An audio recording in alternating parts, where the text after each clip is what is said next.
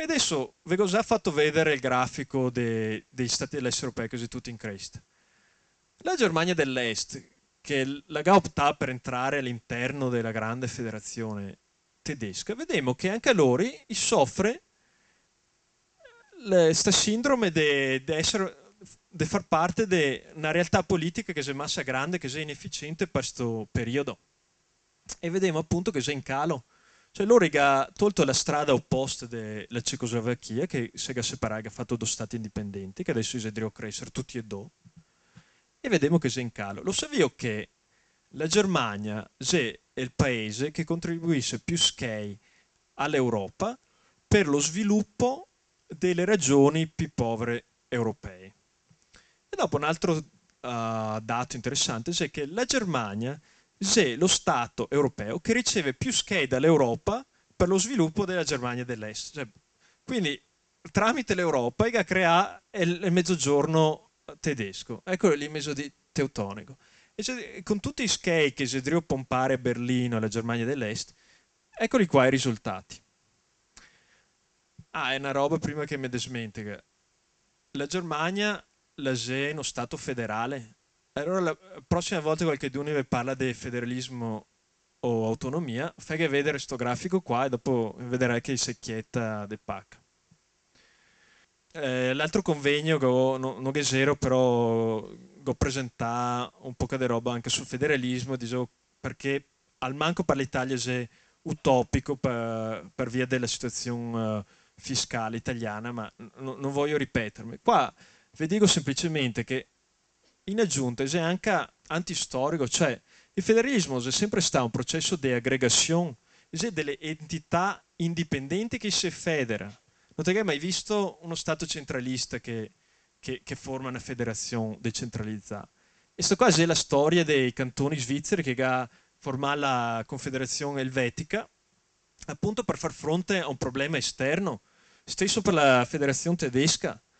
Anche in America, le colonie americane, appena ottenuto l'indipendenza dall'Inghilterra, i Sega confederà, cioè era praticamente degli stati indipendenti legati insieme a una confederazione.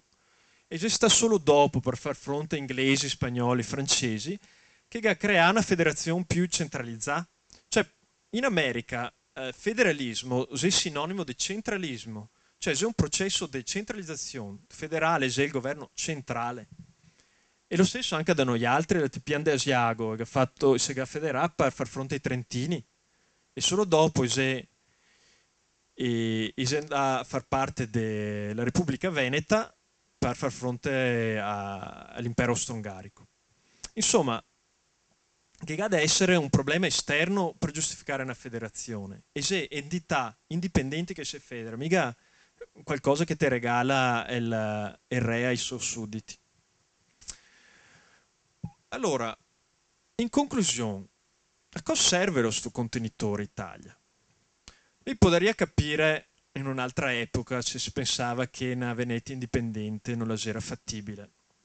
Non sarei stato d'accordo, però potevo rispettare questo punto di vista dettato dalle situazioni geopolitiche del tempo. Ma al di là con l'Unione Europea di adesso, a cosa serve l'Italia?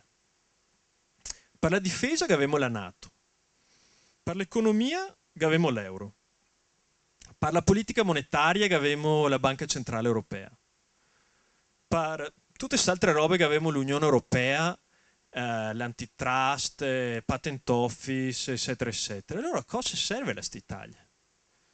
Per vincere i mondiali di calcio? Ma a che costo? Quanto ne costa la Italia? E non so mica devo parlare solo di tasse e inefficienze varie, so devo parlare anche di competitività che si potrebbe perdere rispetto a altre regioni europee che hanno un modello economico, una dimensione politica adatta per le sue esigenze e per la realtà globale, moderna e odierna. E mi viene da ridere pensare quei che vuole abolire le province perché le sei obsolete, inefficienti, massa costose. Sarà anche vero, ma a nessuno che viene in mente quanto obsolete, inefficienti e costose sono le nazioni-stato dell'Ottocento.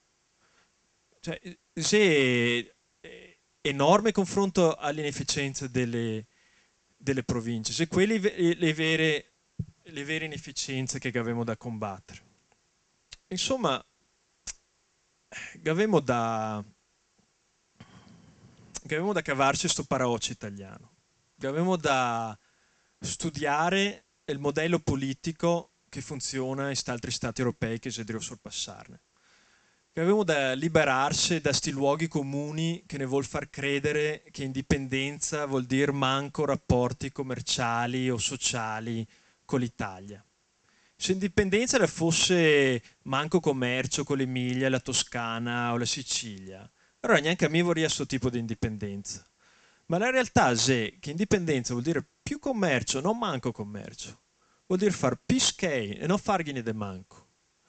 E allora imparemo dai cechi e dai slovacchi che il secolo passato erano anche loro succubi dello stato bislungo creato durante il protezionismo dei primi del Novecento, ma che appena che capo suo a fine del comunismo e che ha votato al Parlamento cecoslovacco e che ha creato due stati indipendenti, la Repubblica Ceca e la Slovacchia, e adesso si devono andare meglio che mai, tutti e due, non solo la Repubblica Ceca, tutti e due, adesso fatalità, i commerci fra di loro più di prima, appunto perché sono tutti e due più ricchi.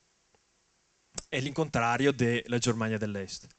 E difatti sto qua è un discorso che non vale mia solo per l'economia veneta, ma tanto quanto per il mezzogiorno. Se pensai, prima avevo fatto vedere il grafico della Grecia che si deve andare alla grande, ma se sei buona a decrescere in questa maniera la Grecia, perché non dovrebbe farlo anche la Magna Grecia? Mino che credo mia a regioni culturali, perché c'è una popolazione mediterranea, che c'è altre popolazioni mediterranee, tanto quanto il meridione, che devono andare bene. La realtà è che anche loro sono vittime di uno Stato che non li rappresenta, inefficiente per loro. Quindi non è che noi altri, sì, abbiamo la balla alpia, ma la balla alpia è il sistema che ne tiene insieme due realtà o dei P completamente diverse. Cioè, vabbè, quindi si potrebbe dire che sto qua vuol fare più stati dall'Italia, ma allora perdiamo dei status nel mondo, in Europa. E allora vi dico, impariamo anche dagli estoni, i lettoni, i lituani, che rispettivamente ha 1 milione, 2 milioni, 3 milioni di abitanti e conta in Europa tanto quanto l'Italia. E sì che i gradi di dimensioni sono stati così grandi pressopoco quanto le nostre province. Quindi volevamo capirla che questa storia di fare la gara chi che ha il PIL più grosso, se immaturo o come minimo ottocentesco come visione. E, no, e l'unica roba che si ha da guardare è quello che è l'efficienza ottimale per l'economia. E guardiamo e imparemo anche dalla Slovenia, perché come che abbiamo visto, fra 3-4 anni e ne sorpassa anche loro. Allora vediamo di scantarsi fuori prima che avvenga anche quest'altro smacco, quest'altra sciaffa del muso, no? E per ultimo imparemo, e soprattutto imparemo anche dai montenegrini, che loro chieti chieti, che ha fatto il suo bel referendum, i gai dichiara indipendenza, i gai sta riconosciuto da tutto il mondo intero, e adesso ha un futuro più roseo del nostro.